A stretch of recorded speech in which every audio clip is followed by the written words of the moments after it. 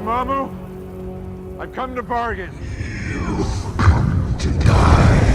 Amphibia is back with its first 22-minute special episode since Marcy at the Gates, and man was this something special. First off, I want to quickly apologize for not doing a breakdown on After the Rain. It was a good episode that revealed why Hop Pop was so protective of his family, as well as what happened to Sprig and Polly's parents. But at the same time, it felt like Anne got over this, what I see as a massive betrayal of trust, way too quickly. I figured maybe it would have been better for After the Rain to also be a 22-minute episode and not 11, considering how major it is when it comes to moving the story forward and giving characters development. Well, considering how Anne and Hop Pop acted in the first temple, those previous criticisms aren't as severe as they were before. The episode opens with Sprig highlighting there's still clearly some heavy tension between Hop Pop and Anne, meaning Anne really did swallow her feelings to work with Hop Pop if it meant saving Sprig, Polly, and the Calamity Box. Suddenly, Marcy arrives to Wartwood on a giant royal bird with tons of books ready to take the gang to the first temple. How did I know she was going to fall off that bird face first before I even saw it happen?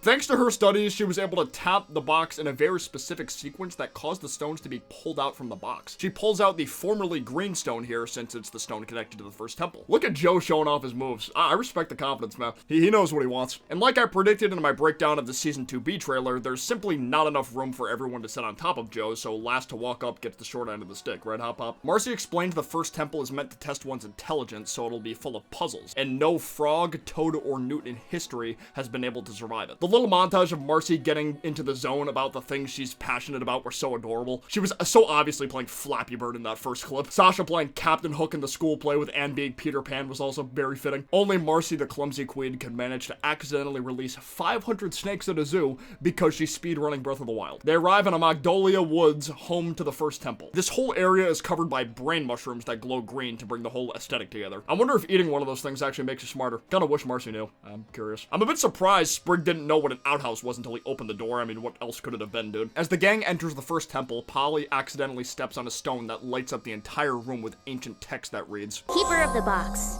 one strong of mind.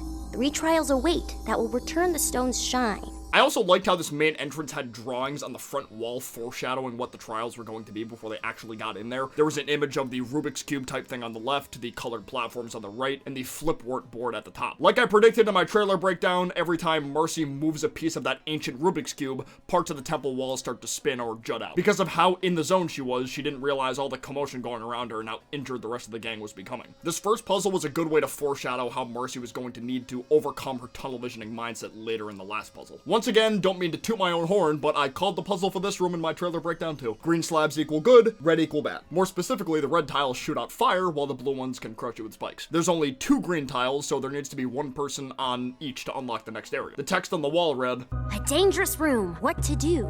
Don't be jealous of my hue. Which I'm pretty sure some people pointed out in the comments on my last video. I can't believe people have already been able to convert this entire fictional language into English. Like, it's honestly insane. Like, this fan base is amazing. I need to study up on it myself, to be honest with you. Things continue to get intense between Hop Pop and Anne when they argue over who should be the one to land on the second green tile. The exchange of dialogue between those two had more tension than anything I've seen in the show so far. Like, clearly Anne is still super upset even in this moment and is trying to keep it together. She genuinely did consider herself part of the Plantar family, and who could blame her? They'd been through so much together. They were there for her when she had no place to go, you know, to console her about the Sasha incident and so much more. What Hop Pop did made her think he does not care about her nearly as much as he does about Sprig and Polly. Hop Pop and Anne continue to argue even after the puzzle was solved. 1 hour later. That was an amazing SpongeBob reference, by the way. That is incredible.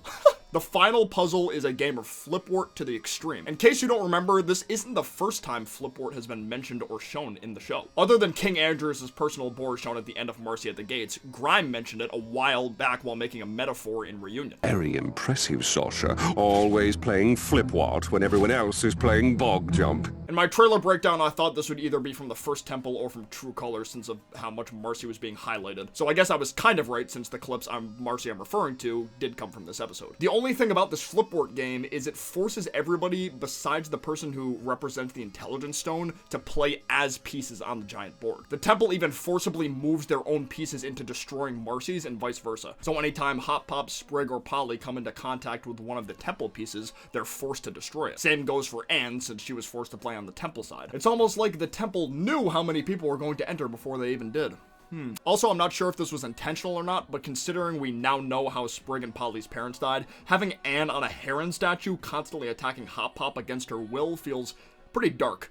But I kind of like it. Just when Marcy thinks she's about to win, the enemy king piece jumps over the Rook's laser, preventing the game from ending. I get what Hop Pop did was wrong, but it truly does seem like he wants to make it right and prove to Anne she's just as important to him now as his grandkids are. Anne's constant reminders about how he messed up and let her down has really gotten to him. The thing is, Anne needs time to mentally reset after everything that's happened, which is totally understandable. Certain falling outs can't be forcibly fixed as soon as humanly possible, especially by the person who did the wrongdoing. Sometimes giving the person you did wrong space is the best way to go about it. Marcy witnessing all this is the push she needed to break out of her tunnel vision mindset as well. She realized how much this flipboard game was messing everyone up both physically and mentally. Of course she still wants to get home, but watching all her friends get hurt this badly isn't worth the struggle. It may seem like sort of a small thing, but I think that's a really big step for her character. I remember back at the end of the scavenger hunt, she sort of just accepted how she was never really great at forming close relationships with others and it was meant to cheer Anne up. But now Marcy seems to have overcome that a bit, which makes me very happy. Thinking they lost the game, they follow the green arrows to the outskirts of the temple. Marcy thought the arrows were meant to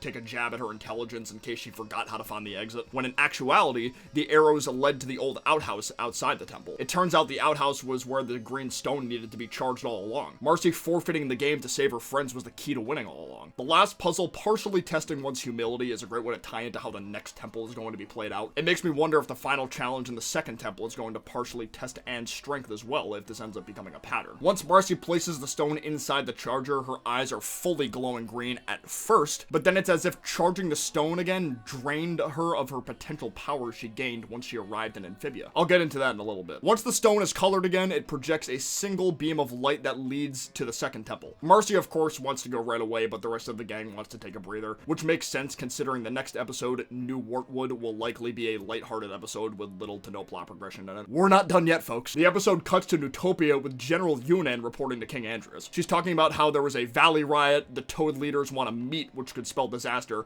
and Grime is still at large. She almost mentioned how he was working with Sasha, but was cut off by a wasp carrying a message from Marcy, letting Andrias know the first temple had been conquered. Andrias tells Yunnan he'll handle the rest while walking away to a secret passageway. Once he reaches the bottom of that staircase to the secret passageway, he begins talking to an unknown being while referring to it as my lord. He tells this thing the prophecy is being undone as he speaks and they'll soon be able to have their revenge. The camera pans out to show Andrias is talking to a giant circular creature with at least 13 eyes. We've got our final boss of the series, fellas. Yes, sir. Yes, sir. So like I said earlier, when it looked like Marcy's calamity powers were being flushed from her eyes, this is what Andrias meant about the prophecy being undone. He wants the girls to recharge the stones so he and this thing can take revenge on what I assume is Earth? I theorized a while back that either Andrias himself or his ancestors went to Earth before the box ended up in that store. Something happened that caused him to return to Amphibia while the box stayed behind. The three girls are likely destined to defeat Andrias and this monster lord, but they're nerfing themselves without even knowing it. Andrias might have not been lying about them going back to Earth once the stones are recharged, but that doesn't mean he won't want to go too with whatever this thing is. There's a possibility these girls' very existence with the box was keeping this monster tied down under the castle too. Maybe that's why it can't leave yet, because the stones were grayed out. Once the gems are all charged, this thing could be at full power or something. I really want to know what this thing's full design is going to look like too, or what its name will be. I'm willing to bet all of that will be answered by True Colors though, or maybe even before that, depending on the events that occur in the second and third temple episodes. Let me know in the comments down below if you have any theories or speculations about this thing. What is the revenge King Andrias is referring to? I'd love to know your thoughts. Of course, if you enjoyed the video, be sure to leave a like down below, and if you're new to the channel, consider subscribing. But for now, I will see you guys next time. Peace out, take care, bye-bye.